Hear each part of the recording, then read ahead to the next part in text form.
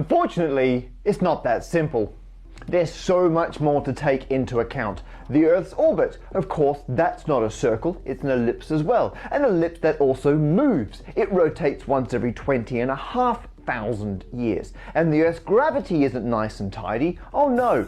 For a start, the Earth isn't a perfect sphere, it's an oblate spheroid. On top of that, it's covered in water, and the tidal drag messes with everything. And then there's the gravity between the Moon and the Sun. So far, we've only taken into account the gravity between the Sun and the Earth, and then separately between the Earth and the Moon. But of course, there's a gravitational pull between the Moon and the Sun. In fact, the mutual gravitational attraction between the Sun and the Moon is over twice that between the Earth and the Moon. The direction the Moon is traveling relative to the Sun makes a big difference on its speed, and that is constantly changing. In fact, every single number I have given you in this video, every direction, every speed, every angle, every time, they're all only approximations. They're averages. The whole system is constantly changing. It is a wonder we have eclipses at all.